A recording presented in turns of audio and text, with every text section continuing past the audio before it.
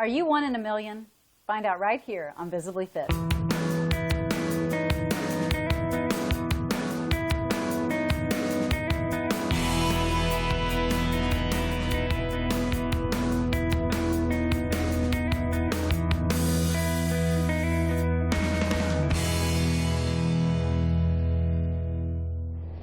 Being visibly fit is about being fit mind, body, and spirit so that you can live life to its fullest.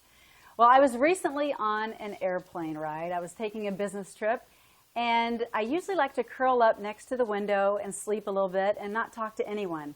But on this particular trip, a very smiley, positive man sat next to me, and I had an aisle seat, so I couldn't sleep. And his name was Matt, and I'm so glad that I met Matt, and you'll see why right here. Matt, how are you? Doing well. Glad you're on the show. Yeah, thanks for having me. Yeah, this is fun. You know, the crazy ways that you meet people, right? So I remember sitting in the aisle, and you were sitting next to me, and you just were like, hey, what's up? And I thought, oh, man, this guy's going to talk to me the whole time. And you did. I think we did. And we did. And you proceeded to tell me that you had written this book. Actually, I think it was the first thing that you did was you whipped out this book, and it is called One in a Million, Life to Its Fullest. And I'm like, oh, he's an author. Maybe I do want to check this out. So I started flipping through it, and it's not your normal book. It's not like a sit-down, read kind of book.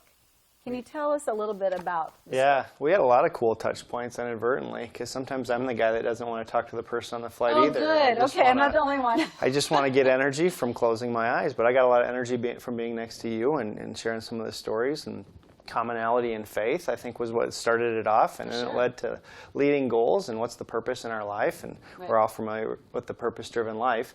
I took a little bit different spin on it. So the book has been one of those things where 3 times a year, or 3 things a year, I set as goals, and the book was one of those. And it got to be July of last year, and I needed to figure out how to get published in a couple months. And so I set out to figure out what was right for me to do that. And so I was on a boat with a handful of friends, and we figured out that it needed to combine half of my mind being practical and finance-driven, and the other half of my mind being anything's possible entrepreneurial.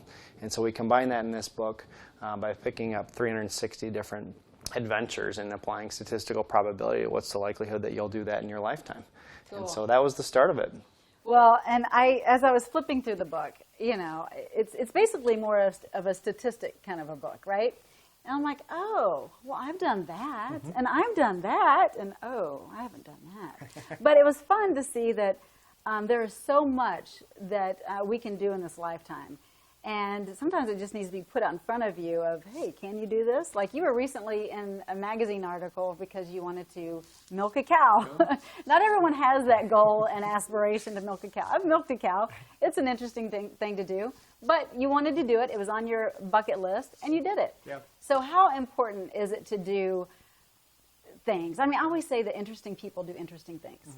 Do you agree? Yeah, I think so too. We're all given the same 24 hours. We're all given the same 12 months if we're fortunate to make it to the end of the year. It's what we do with those things and how we live out that calling or that purpose in our life. And I've always been a person that's enjoyed adventure and trying to push myself to the absolute extreme, whether it's academically, whether it's socially, whether it's spiritually. And the milk the cow was kind of a fun one. That was a lob, and so it was fun, and it's amazing how you reach different pockets just by expressing what you want to do. The farming community was crazy. We went to Don Hess's farm, and his whole family was there, and the photographers that were there, they'd never done it either. And so we checked the cow box, and some people may find that silly. I wanted to do it. We went and did it. We found a whole new pocket of people that we wouldn't ordinarily been able to talk to.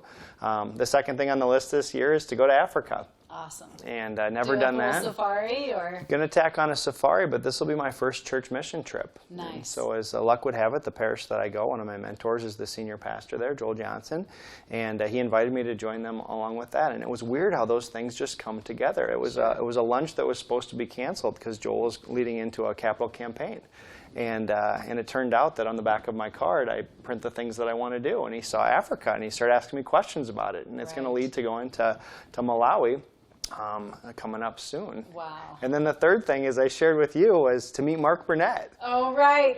And so that'll be the hardest part of the three. Yeah. Yes. Whether you're on Match.com or you're in a good relationship with people, you tend to be, people are drawn to you, and you have a platform where to share your other stories. Absolutely. If you can have common touch points. So there's 360 different common touch points within this book that anybody could have done. And if you flip through there, if you take a couple hours and find a quiet place or a restaurant or a coffee shop, about a third of them will be things that you've probably done in your life.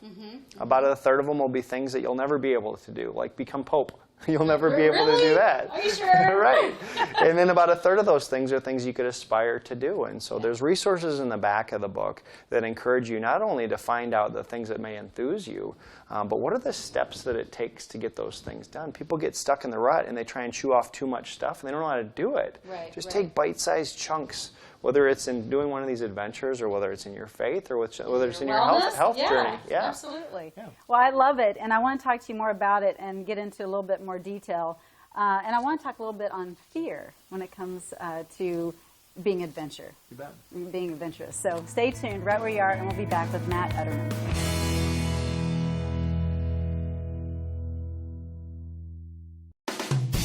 Do you sometimes think that you're too old or maybe you're too far gone as it pertains to your health and your well-being? Well, it's not true, because your body is your gym. And I want to encourage you and invite you to go to wendiepett.com, because I have some great free resources for you and some free exercises that will teach you how to use your body as your gym. No matter your athletic ability or your age, you can do these exercises. So make sure you go to wendiepett.com to get your free resources.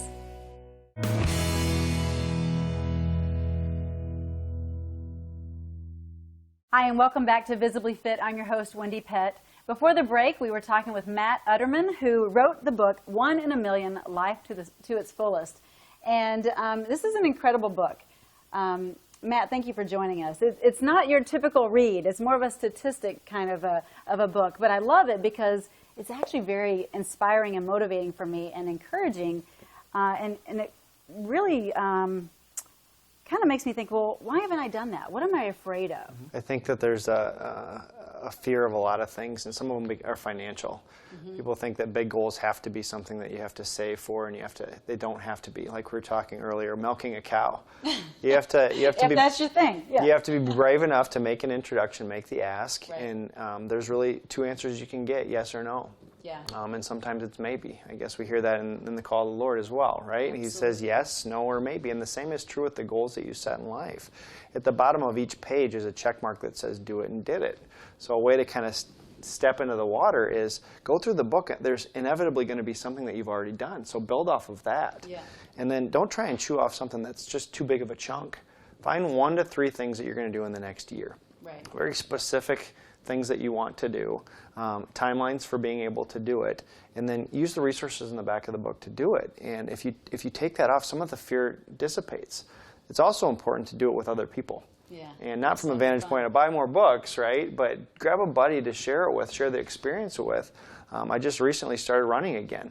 And so just to know that there's somebody waiting outside at 6 a.m. when we're going to go for a run. It's accountability. It's the accountability factor. Right. And so if you put those things together, writing it down, easing into it, having people along the way, a lot of that fear goes to the wayside. And then realize it's not your fear to have. Right. Let it go, release it, and quiet yourself enough. And that's been intentional in my life, to have several hours by myself to listen to where I'm supposed to go. Yeah. I don't think you're going to hear God saying you need to go milk a cow.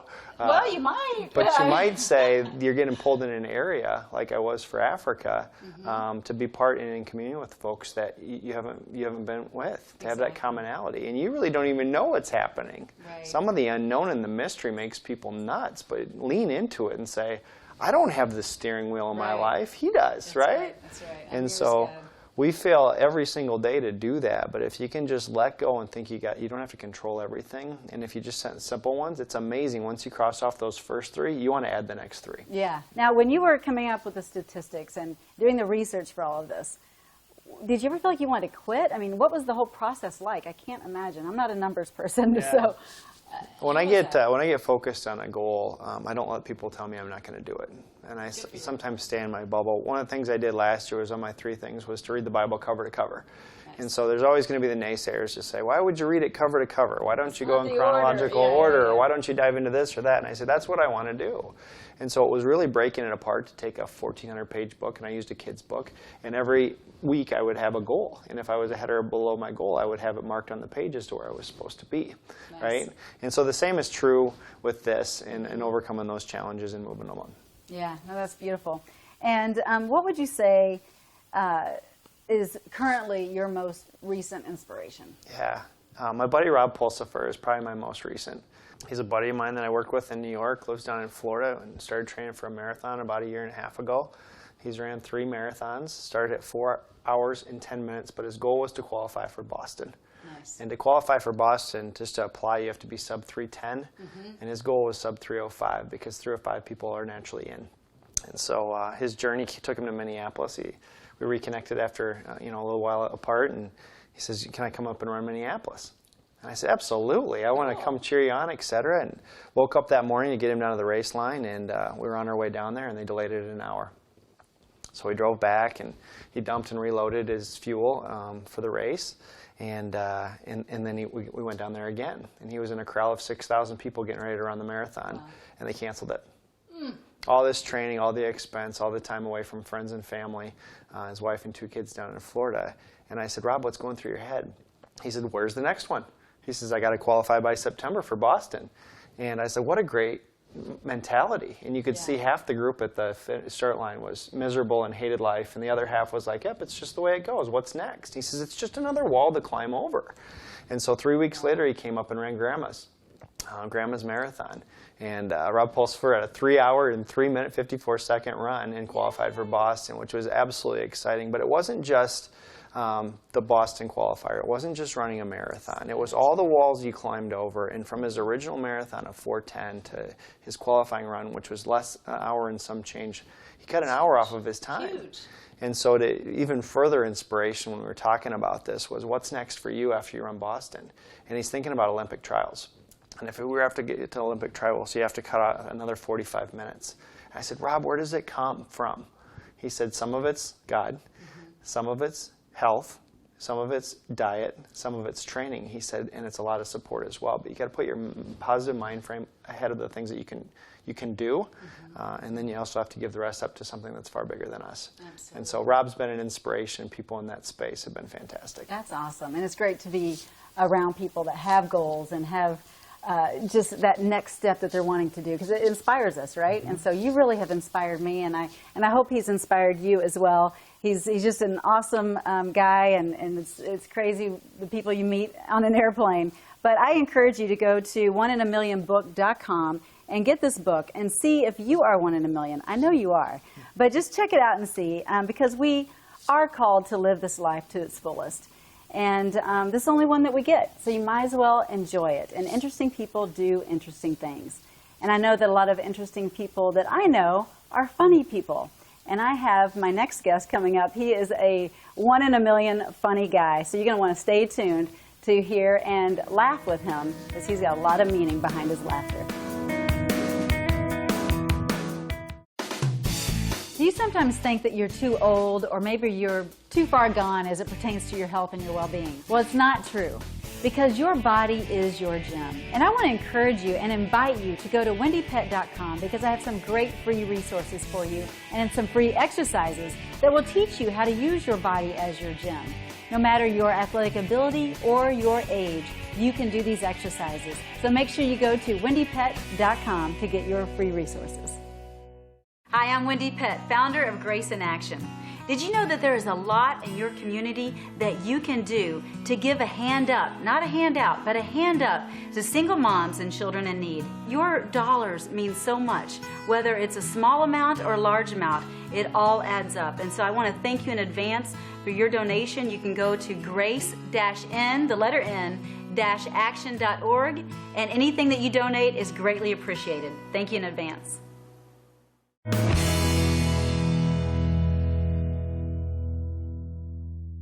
Welcome back to Visibly Fit. I'm your host, Wendie Pett. Before the break, we were talking about how it's important to live life to its fullest, and how interesting people, they do interesting things. And so my next guest, I think you'll find him very interesting and funny. He's really funny. You may even recognize him. He's been on The Tonight Show. He's been on Jimmy Kimmel Live. He's been on Comedy Central, and the list goes on. But his jokes are serious business. He's a man of God. He's an incredible guy, and he creates laughter with a purpose. And so it's my honor and privilege to welcome Michael Jr. Well, welcome to the show, Michael. Yo, thanks for having me on the show. Glad you're awesome. Here. Thanks for having me. Where'd you get the couch at? You like that? It's like the king and queen chairs. Yeah. Okay, whatever. So Right. I am so glad you're here. You know, comedians, a lot of them just do it for the laughs, but you have a purpose and a calling to your jokes and your ministry within comedy. We're starting over. So talk more like this, and it's really obnoxious. Okay. I'll do as much as I can. Coming back in 3, Yeah. 2, Okay. 1. So, Michael, you know, a lot of comedians are just out for the laughs, they're out for the money, the fame. You have a ministry, you have a calling and a purpose with your comedy. And so tell us a little bit about your heart behind your comedy. I love doing comedy. It's fun. I enjoy making people laugh. And my whole thing has always just been to really just bring laughter to people or make them laugh. But now I have had a switch from getting laughs from people to giving them an opportunity to laugh.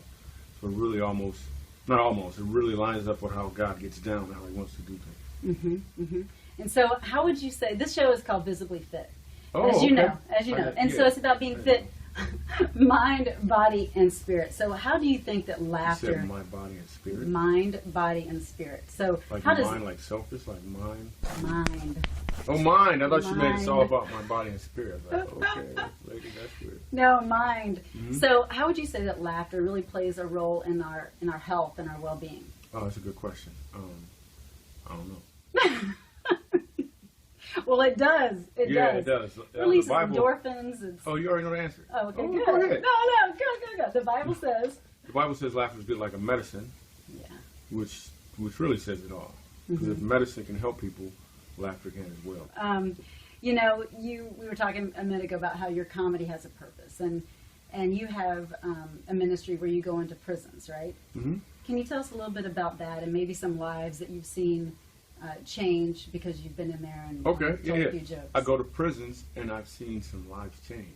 So, All right, and that's a wrap.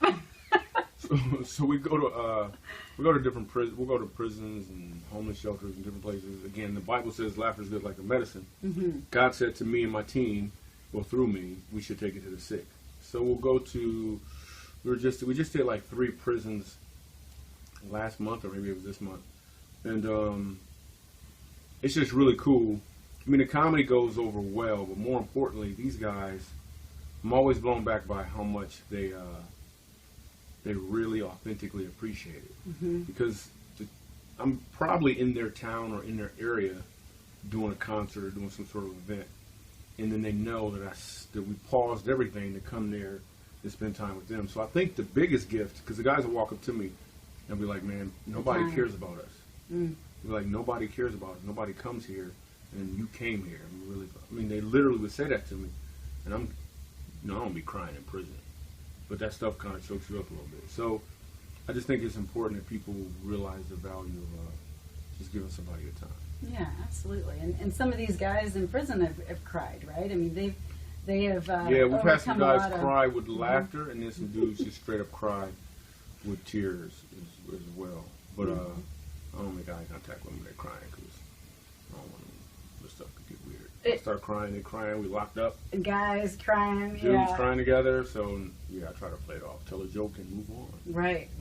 Well, I think the stereotype of a comedian is usually that they've had a painful past, and they use laughter to make their way through it. And Yeah, that's a stereotype. Is it? Okay, I didn't know if you had No. maybe a story and Well, here's your the own thing. pain that you've Here's you've what come through. comedians really do, is they don't realize it, but all comedians are really looking for acceptance. Mm-hmm. I mean, you get on stage because you want, hey, everybody accept me. Because probably at some point in your childhood you didn't get it, and then you develop this ability, ways to get acceptance. If you're funny, you become a comedian, or you do jokes, whether you are a bona fide comedian or not, you just use that. The problem is a lot of times comedians they'll develop it, and they'll start to get a lot of attention, and it's really kind of empty. Mm-hmm. It's really empty because now you have all of this attention and acceptance, but it's not fulfilling. Right. And then you can get a lot of it, you can get a lot of money, and there's still something missing. Mm-hmm. So for me, once I understood that Jesus and what he's done for me and how he's accepted me, it takes a lot of pressure off me wanting acceptance from people. Sure does. Which is why I can go to prisons and homeless shelters and abuse children, even though they may not laugh. Well, it's a beautiful thing, honestly, Michael, that you're spending the time and doing that, and that God's put that on your heart, and you just take the time to go there. Is there just one story that may stand out of all the touring that you've done? That Oh yeah. no, I got nothing. I got nothing. really? There was this story about this. There's this little boy who was being abused by his parents. His mom, she was on drugs, and we went to the facility where they were taking care of him at. And his grandmother was there, and she explained how the little boy is so afraid of his mom everywhere he goes. He wears a Spider-Man costume. One of the things his mom's been doing, she's actually been pulling out his toenails. So I hear this little boy's story, and I hear all these other kids' stories, and then we bring them in, and now I've got to do jokes for them. So if my mindset was still to get acceptance, Right. there's no way I would have been at the show because, No. or if my mindset was to get laughs from people, why would I go to, I'm not going to get very many laughs. But instead my mindset was changed to giving people an opportunity to laugh. So we do the show, sitting right up front, Spider-Man in full costume. Probably 20, 25 minutes into it, I hear a voice, and the voice says, "My name is Ronan." And this little boy pulls his mask off in the middle of the show. Aww. You actually see this take place. We filmed a whole documentary that follows me in these places, and that's one of the things that happens in the documentary, where you that's literally beautiful. get to watch and you see the little boy pull his mask off. So that's Wow. one of my favorite stories. They felt accepted, and it's just that love through laughter. You felt free, Right. and a lot of times people give. People think, "Hey, I give money," but money is almost like you saying, "Hey, I have this talent, I have this skill, I'm going to use it to get money, then I'll give you some of the money." Right. And I think it's more pure, a more pure give if you take the talent that you have and actually give that as the gift. Absolutely. People need money too. Don't get me wrong. Don't be cheap. But You heard it. Don't be cheap. But I think it's also important that we give from our gift Absolutely. directly. Absolutely. That's a good message. My son, he's almost 14, and he loves your comedy, and I love it as a parent because it's clean. It is clean Oh, that's comedy. right. It is clean. Yes, and so what a gift that is. And for kids to know that they can be funny without using curse words and talking trash. And I just think that you are a great role model for a lot of the young adults and teenagers and kids that are into comedy. And it eases our minds and our hearts as well as parents. So I really appreciate what you're doing out there. Absolutely. I love doing it. It's fun. It's a blast. Yeah. I really like it. It's Thanks good. for doing what you're doing, too. Thank you. It's kind of cool. Got the couches and stuff. I don't know what year they are, but it's nice. Once you put it together. That's what we had today. I really do love the whole fit and the fact that people need to pay attention to not just the spiritual but also the physical as well, because we gotta live in these bodies.